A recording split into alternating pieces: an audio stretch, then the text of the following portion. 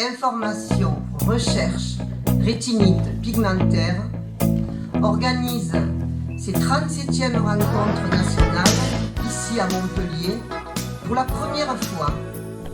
Présentation de Philippe Brabet, qui malheureusement ne pouvait pas être avec nous, mais qui nous a envoyé en fait sa présentation.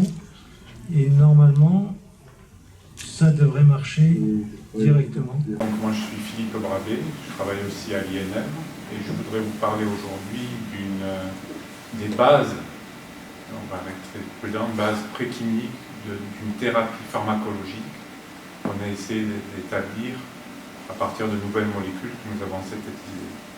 Alors ces bases, elles reposent sur des mécanismes physiopathologiques qui sont quand même maintenant bien connus, qui sont liés au gène ABCA4 et qui interviennent dans le cycle visuel.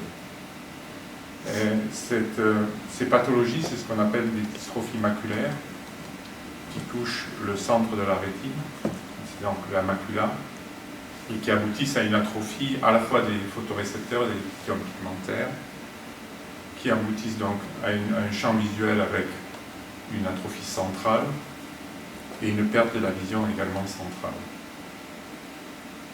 Cette stratégie pharmacologique, elle peut se mettre en place très tôt après l'apparition de la maladie, ou même, si c'est possible, avant l'apparition de la maladie, mais ça c'est souvent difficile. Et elle peut aussi se mettre en place à un stade plus avancé, dans la mesure où les cellules sont toujours là pour répondre aux médicaments. Elle peut être donc le complément d'une autre thérapie, comme on le fait au laboratoire, des thérapies géniques ou des thérapies cellulaires.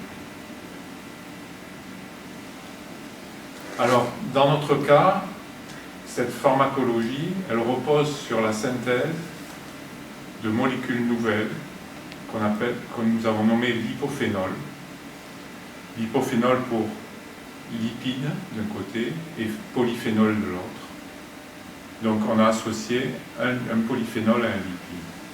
Les polyphénols sont des molécules qui sont bien connues dans le règne végétal, qui sont de très bons antioxydants et qui ont été montrés comme ayant des propriétés protectrices ou préventives plutôt vis-à- de certaines pathologies cardiovasculaires ou neurodégénératives, etc. Et nous avons pu montrer que l'un de ces polyphénols était capable de protéger les cellules de la rétine, les photorécepteurs en culture ou des cellules de l'épithélium pigmentaire contre un stress, soit un stress oxydant qu'on peut induire, soit un stress qu'on appelle un stress carbonylé qui est, alors, sans rentrer dans les détails, induit par le rétinal.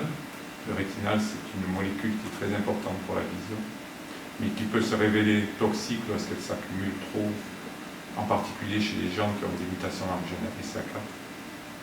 Et nous avons montré que ces polyphénols pouvaient réagir avec ce rétinal et l'empêcher d'être toxique. À ce polyphénol, on va lui associer des acides gras polyinsaturés de type oméga 3, qui ont des effets aussi très bénéfiques pour la rétine. Et l'association de ces deux molécules définit donc des lipophénols qui vont être capables à la fois d'agir comme des antioxydants et des anticarbonyles pour justement prévenir des effets délétères dans les maculopathies. Alors nous avons déjà une molécule phare qu'on appelle un candidat aux médicaments, qu'on appelle l'IPDHA. Alors c'est un terme un peu barbare. Il est composé en fait de P pour fluoroglucinol, c'est du spasfone tout simplement. Donc ça c'est une molécule qu'on peut prendre à des doses très fortes, sans dire de toxicité. Cette molécule a été liée à un acide gras qui est du DHA. Pourquoi le DHA? Parce qu'il est très abondant dans la rétine, en particulier dans les photorécepteurs. Donc il va en quelque sorte amener la molécule à la rétine. Et ensuite on a apporté pour le I, c'est l'isopropyl. C'est une modification chimique qui s'est révélée absolument indispensable pour la réactivité de la molécule vis-à-vis du rétinal. On a pu démontrer et publier de nombreux effets bénéfiques de ce composé, aussi bien au niveau cellulaire que in vivo chez un animal modèle de la maladie de Stargardt. Et en fait, on a pu montrer que cette molécule agissait aussi bien très tôt dans le photorécepteur contre les effets oxydants du rétinal, mais également dans l'épithélium pigmentaire, où il peut agir contre les effets oxydants de l'ADE. Je ne sais pas si vous savez ce que c'est que l'ADE. L'ADE est un dérivé du rétinal que l'on retrouve dans la lipofuscine, la lipofuscine étant ce composé auquel on attribue la toxicité dans la rétine. L'avantage de ces molécules, c'est qu'elles ont toutes ces lipophénols, ils sont constitués de molécules qu'on peut retrouver à l'état naturel, qui sont donc peu toxiques, et on pense que l'association de ces deux molécules rendra une molécule également peu toxique, et qu'elle pourrait être éventuellement utilisée dans un traitement multiple, avec de multiples composés, dans la mesure où l'interaction moléculaire médicamenteuse serait bénéfique.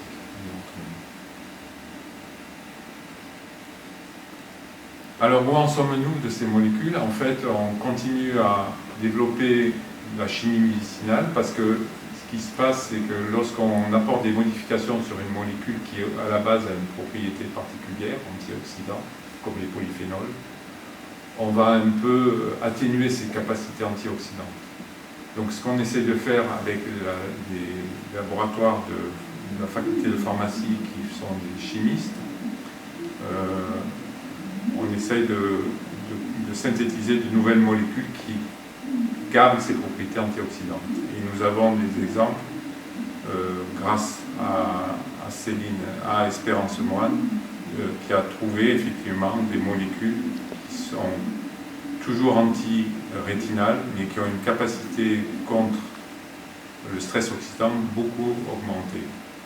Donc nous sommes en train actuellement de tester également ces molécules.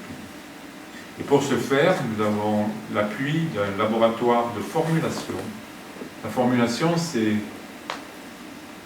de placer la molécule dans un environnement qui soit favorable à son absorption, à sa circulation dans le sang, et de façon à ce qu'elle atteigne facilement sa cible, il s'y trouve que dans notre cas c'est la rétine, et qu'elle reste active et efficace.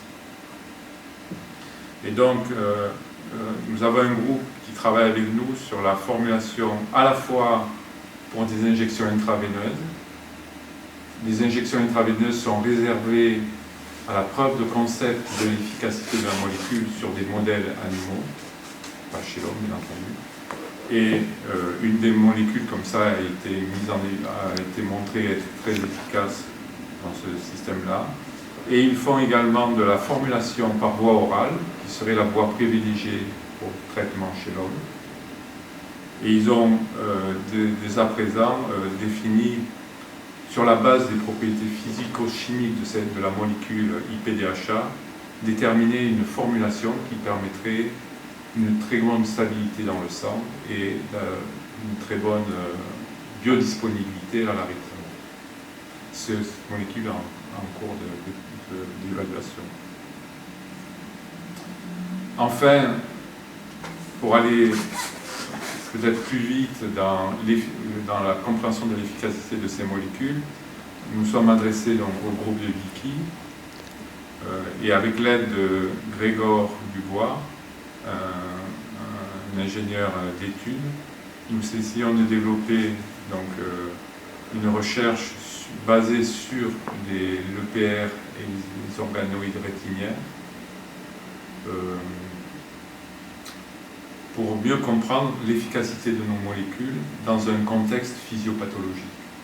On peut prendre ces organoïdes rétiniens, par exemple, ou cet épithélium pigmentaire, et lui faire subir des traitements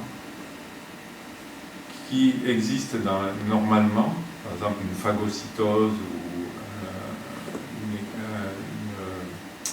un stress lumineux, et voir comment le tissu va réagir, et s'il réagit mal, comment on peut corriger ça avec nos molécules. Pour finir, je citerai aussi des travaux que nous continuons toujours avec ces molécules lipophénoliques. C'est des travaux concernant le modèle de Stargardt, donc c'est une souris qui est délétée sur le gène ABCR4, qu'on utilise couramment au laboratoire et qui nous permet d'évaluer l'efficacité des molécules. Un autre groupe de collaborateurs a montré que ces molécules lipophénoliques avaient des propriétés très intéressantes dans les fuites vasculaires que l'on peut rencontrer dans les dégénérescences maculaires liées à l'âge, dans la néovascularisation par exemple. Et elle pourrait limiter les fuites vasculaires. Donc on s'intéresse à des modèles souris dans lesquels on pourrait induire des fuites vasculaires de ce type pour tester les molécules. Et enfin, pour intéresser aussi les investisseurs privés, nous développons différents modes d'administration sur des modèles souris pour essayer de trouver quel serait le mode le plus bénéfique en termes d'efficacité contre la toxicité. Voilà. Alors c'est un travail qui bien sûr nécessite beaucoup de temps, beaucoup de personnel. C'est ce que j'ai représenté sur cette diapositive. Ça fait appel à des plateformes, ça fait appel au centre de référence du CHU de Montpellier. Et ça fait appel aux associations pour le soutien financier et en particulier, bien sûr, à l'IRP, que je remercie ici. Voilà. Merci.